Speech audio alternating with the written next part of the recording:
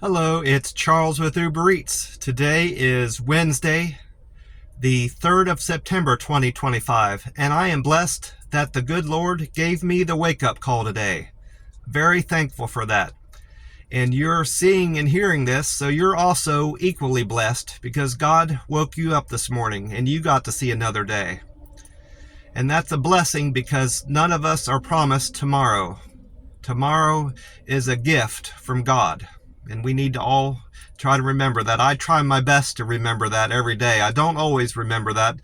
And I'm not always as grateful as I should be for the gift of tomorrow. But today I'm going to be mindful of that and remind myself how blessed I am today that I got to see Wednesday down here in the Rio Grande Valley. This is the second time I'm doing this video this morning. I was talking about the gas and I tried to turn my phone around to show the billboard, the sign out at the road showing what the gas prices are and how they flip back and forth from the cash price and the debit price. And when I turned my phone back around, to me, I hit the button and instead of hitting the pause button, I hit the stop button, so it cut the video short. So I'm probably not going to do that. If I do anything, I'll drive up closer to the sign, because when I replayed the video, it was out of focus and it was so far away you couldn't see it anyway, so it wasn't beneficial for me to do that. Anyway, I did go on to Google. I did Google this morning, and I went through Meta AI to check out what the sunrise time was for today and the sunset time. Sunset time is 7:50 p.m. tonight, and sunrise time is 7:14 a.m. here in McAllen, Texas, and the time right now is 5:01 a.m. So we've got 2 hours 14 minutes until the sun comes up down here in the Rio Grande Valley. It rained a good bit down here as predicted. I didn't hear any thunderstorms. I think they predicted thunderstorms also down here. I didn't hear any of that. I just could hear the rain. So I'm interested to see what the sunrise will look like this morning after a rainy night down here. And I'll try to take some pictures if I've got a good advantage point from the McDonald's. If I can see the sunset well and it's pretty, I'm definitely going to take a picture of it. Try to anyway. I mentioned the gas prices. They've went up a good bit here at the Circle K where I'm at. It's now $2.89. That's the cash price if you pay cash, and if you pay by credit or debit, it's $2.99. And I had a suspicion that the prices were going to go up at the Circle K. They were $2.42 yesterday, so it went up 47 cents, I believe, if my math is correct. I was out driving around in between deliveries. I stopped off. I dropped off food at this one location, and there wasn't any at a customer's house. There wasn't anywhere good to park. There was a lot of cars parked on the street, and the driveways were so close together. I decided I normally would have parked in neighborhoods. I don't like to drive around if I'm not out on the delivery and burning gas, but like I said, this neighborhood wasn't favorable for that. So I ended up going back out onto the main road and trying to find a parking lot. Well, that made me end up at an HEB grocery store. That's a grocery store chain down here in Texas. And I parked near the fuel center, parked at the pump more specifically, just to have somewhere to park. And it wasn't busy there, so I wasn't keeping anybody from pumping gas. But there at that gas station, the HEB gas station, it was $2.89 also, just like it is here. So I went out, I got out of my car to look around. The pumps there are very nice. They're not like here at the Circle K. HEB has touch screens at their gas stations. At least that one did, and I thought that was nice. And the pumps there are much cleaner. There's not a lot of trash sitting around, and I thought that would be a good opportunity for me to do a Google review on the HEB gas stations, to give them some compliments and to give me some more pictures to post on as a Google reviewer. That's another thing I do, kind of like a hobby, probably a strange hobby, but it's something I enjoy doing, is writing Google reviews and putting pictures on there. I was trying to think what I could do to write a Google review about, so I remembered I had those two tickets. I had a Powerball ticket and a Texas two-step ticket to check still. And there was a lottery sign or something about lottery up at the kiosk at the gas station there at the H-E-B. So I went up with my tickets and I asked the lady there. I remembered her. I committed her name to memory in case I wanted to write the Google review about her and our interaction. I'm not going to mention it on here, her name. That wouldn't be appropriate. But I asked her about lottery, and she explained to me that they only sell scratch-off tickets there at the kiosk, and that's what the signage is about. I would have to go into the desk inside the store, the customer service desk, to check my tickets, and I did that. Once I was inside, I had a short wait. There was 4 people ahead of me in line. I went up to the counter and found out that my 2 tickets, the Texas two-step and the Powerball, weren't winners. So that was the extent of my visit at the H-E-B. Their stores are fantastic. They're clean inside too, not just at the fuel center. So I ended up writing a Google review on this interaction, and I took a picture of the pump and put it online. That was the picture I contributed. I've met some metrics that I'm aiming for on the Google review, but the one thing I haven't hit yet is views. No, I hit my views target. It was 1 million. Pictures uploaded is something I'm still working towards, and I'll meet another. I'll get another badge as a Google reviewer and make that accomplishment. That's something I'm working toward to now. Speaking of the Powerball, no one hit it Monday night. I found out that yesterday when I was up at the H-E-B also.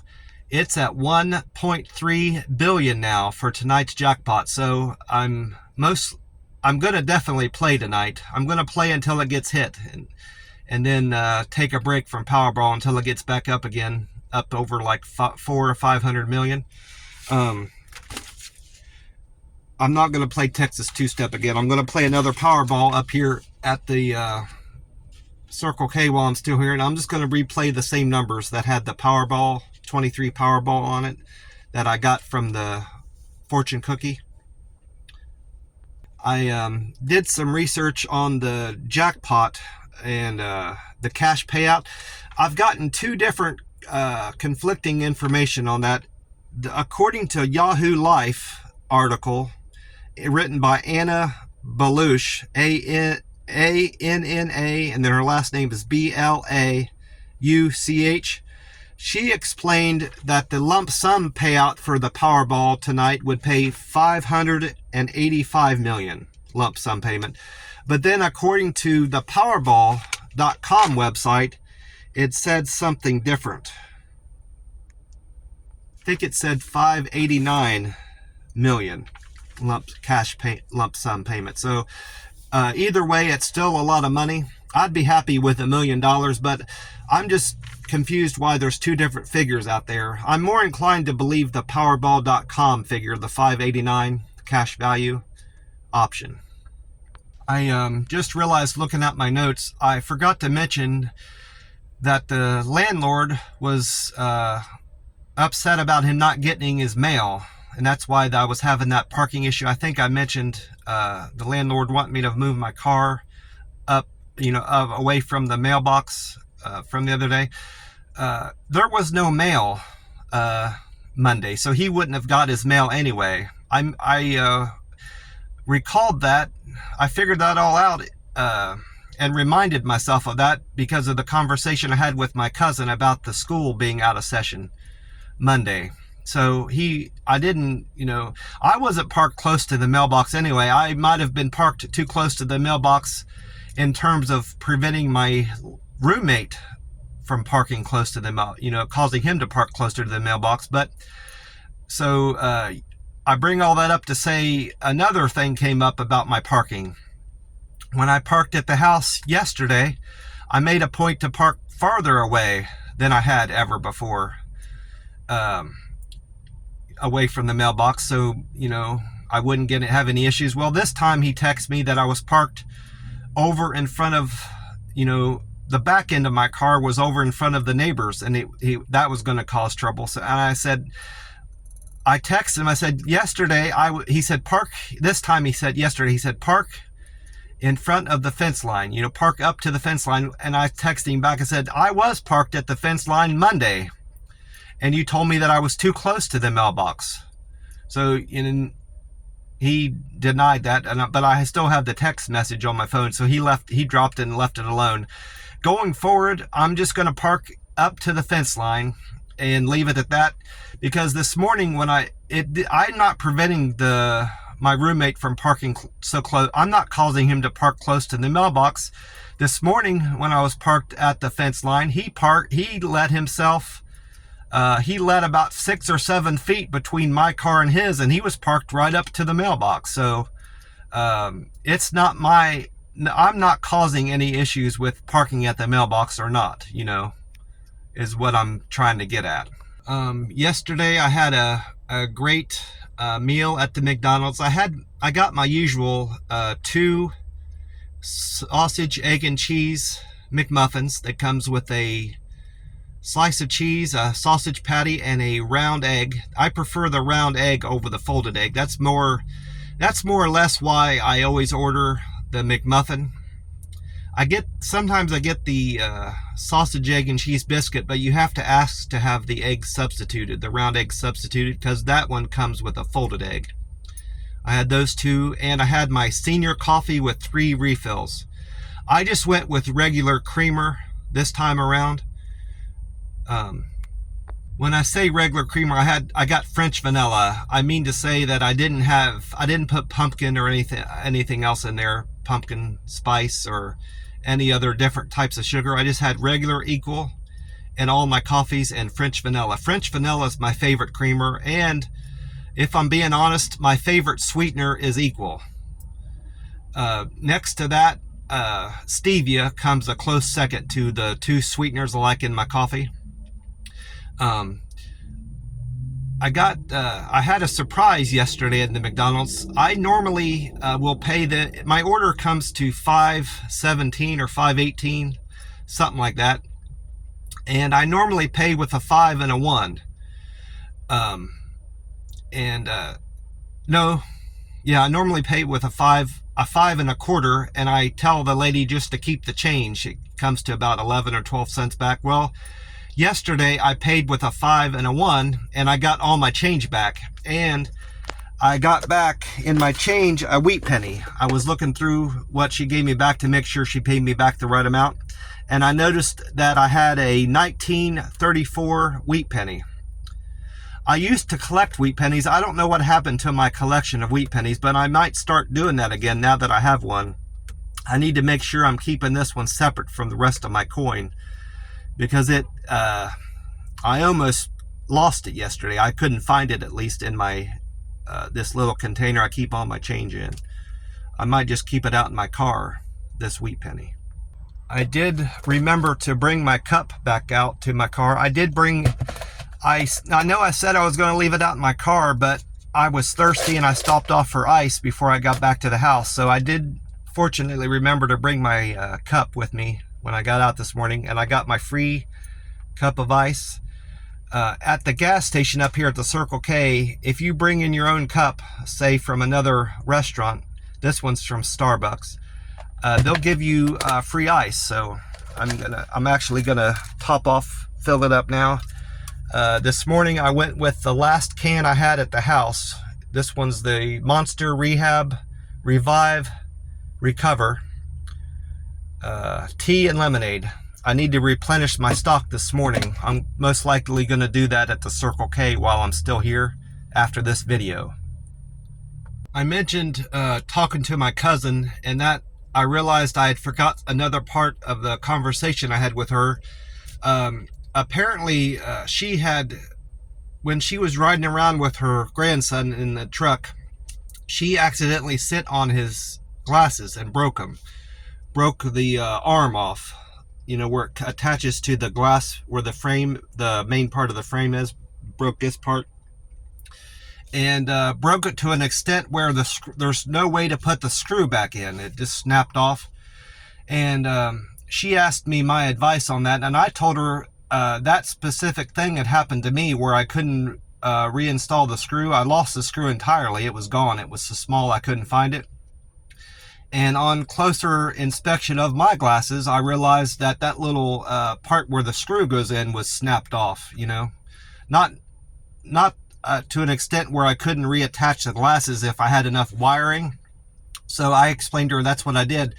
I took a twisty tie and I stripped off all the paper part and just left more or less left the wire bare with a little bits of paper still on there I couldn't get off, mostly glue. And I wrapped the wire around the part that goes past your ear. I wrapped it around there a few times really tight, as tight as I could, up near the front where it would attach to the glass part. And then the rest of the twisty tie, I explained, I wrapped around where the screw would be near the lens part of the glass. I wrapped it around there real tight, so it more or less would have held the glasses enough there.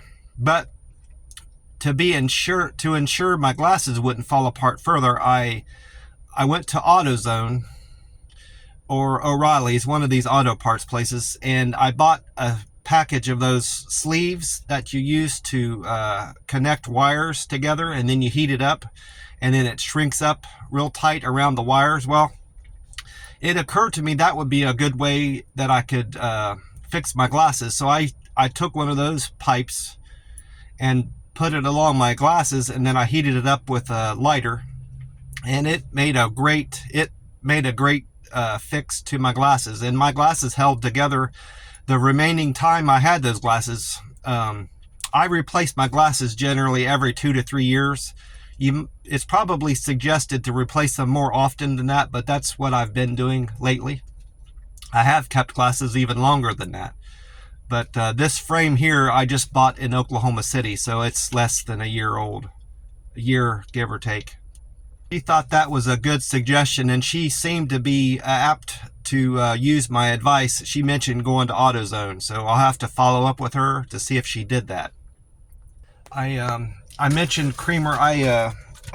When I went in this morning to the Circle K to get my ice, I was only going to get 4 of these, but I ended up getting 8. So tomorrow I won't need to get any. I won't have to go into the gas station and bother them for creamer. I don't bother them for creamer. I won't have to go in there tomorrow to get it. I'll have it already. I had a very decent day with the Uber Eats app. A little bit frustrating. Two of my customers, I believe it was 2 of them, 2 or 3 of them gave me some difficulty, but I was able to resolve it fairly quickly. I started off the order with another McDonald's like I had did the day before. That McDonald's was for Cassandra L. She gave me $7.96 payment on there. I didn't break down the payments this time around like I had before, explaining the base rate and each tip with each order. I didn't do that this morning. I had intended on doing it, but I forgot. It slipped my mind. I did, however, take a picture of every single trip I made. I took a picture of the order before I left the store, and then when I get out to my car and had my phone plugged back in, I sent that picture to my customer and saying, hey, this is Charles with Uber Eats. I'm on my way with your, such and such order, McDonald's, Chick-fil-A, or whatever the case may be, in hopes that will continue to improve my customer satisfaction on the Uber Eats app. Well, that first delivery of the day was a little bit challenging. She didn't have a mailbox out in front of her house, so I had to and her house wasn't marked either. It didn't have an address, house number on the house, so I had to entirely rely on 2 things. A picture she had attached to her Uber Eats account that showed the front of her house. Well, that wasn't a great picture. The house in the picture was so small, and you can't expand those pictures out on the Uber Eats app. So it was so small I couldn't hardly even make any features out from the house in the picture. But fortunately, there was a truck in the picture also that matched up with the truck that was in the driveway yesterday. So I'm fairly certain I delivered to the right house. And the second part that was difficult was the customer wouldn't respond to me to ensure I was at the right place. So I did a second thing that I normally don't do with every customer. I took a picture of the food out in front of her house, and I texted it to her and said, "This is Charles with Uber Eats with your McDonald's order, Cassandra. Have a great day," I think I said, also in the text. And so she ended up getting two pictures, one directly from my phone and one through the app, which was required of me to do. The second trip I took, I didn't have to turn down many orders yesterday. Most of them were all good, by the way. The second one was for Human Bean Coffee, B-E-A-N coffee. That one paid me $6.38. That one was for Cynthia B. I also took a picture of that one. That one I had to take a picture of the coffee in my car because they didn't, at Coffee Bean, you don't go into the store to pick up the order. It's all drive-through. You know, customers and Uber Eats drivers alike all have to use the drive-through to pick up their order. And then my third order was to Chick-fil-A. Caitlin L. I delivered Chick-fil-A to her. She paid me $5.06 for her order. That one was another one that was a bit more difficult to do. She was asking me, that was a leave at door order. It was a meet at door, got that switched around. It was a meet at door order where I was supposed to hand the order to her, but in the delivery remarks, it said leave at door. So I didn't know which one she wanted, and I wanted clarification. I texted her that on the way to her house when I was at a stoplight. I said, the app is telling me to leave it at the door and to hand it to you. Which would you like? Well, of course, like most customers, she didn't respond to my text messages. So I still didn't know what I was going to do once I got there. And the main part of the problem I had with her order wasn't that dilemma about leaving at the door or handing it to her. The app gave me the customer's address. Once I got close to there, it said you're arriving at the customer's order at their door. And I followed all the instructions on every road it told me to turn at back in this customer's neighborhood. Well, it had me go down this alley, which ended up being behind her house. So I parked there, and I have to assume I'm at the right entry point for her address, also because there was a mailbox there in front of the gate that I'm parked, and the gate is locked, so I can't get up to her house. I noticed that there was a break in the gate. There appeared to be a break in the gate and fence, so I attempted to walk down along the fence row. Well, it turns out there's no way to get to her yard, because that part, while there's no fence there, it's got a bunch of chicken wire that I couldn't cross and get into her backyard, so I wasn't going to do that. I texted her again and called her at this point, trying to explain the difficulty I'm having with her order, and she didn't answer her phone or text message still. So I ended up calling Uber Eats to see what they wanted me to do, and I explained to them that the app sent me to the back part of the house, and it didn't appear to be any other way to get to inside their into their yard or up to their door. Well, while I'm on the phone with Uber support, the customer ends up calling me back. And I explained to her the difficulty I'm having with the order. Well, it turns out the customer that had placed the order wasn't the person that's living at the house. She had done that as a favor to that person living there. And she said that she was aware of the issue I was having because other Uber Eats drivers had the same difficulty with that address. And she said that if you stay on the phone with me, I'll get you back out onto the main road and explain to you how to turn, into the house. Well, long story short, she was able to help me get back out onto the road and find out how to get to the front of the house. Well, it had none of those roads that I turned on were part of the Uber Eats directions that they had provided me. And I explained that to her. She said, you don't have to apologize. I know the situation you're in, because other Uber Eats drivers have said the same thing to me. So I get up to I said, I got up to the house, and I said, well, thanks for your help. I need to drop this food off now. And as I was walking up to the door, the lady comes out and hands it to me, and I apologized. I said, I'm sorry, but the Uber Eats app, gave me bad directions and sent me to the back of your house. And she also said, the same thing. And she goes, I'm aware of that, and I don't know what to do,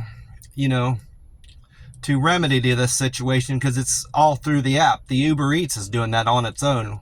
And I suggested to the lady, I probably should have said this to the lady that I was on the phone with, because she was the one that actually, facilitated the order. But I explained to the lady at the door, I said, well, I might suggest to you to maybe put that in your delivery remarks, that the app is going to send you to the back of the house, and there's another street to turn on, and maybe give a brief description of the roads to turn on to get to the front of the house is what I would suggest to you. And I said all that to her, and she seemed, it didn't seem to aggravate her, me explaining all that to her. That was my main concern, when I go into detail like that, is upsetting a customer. And sometimes I think it would be best to just leave it alone and get on with my next delivery.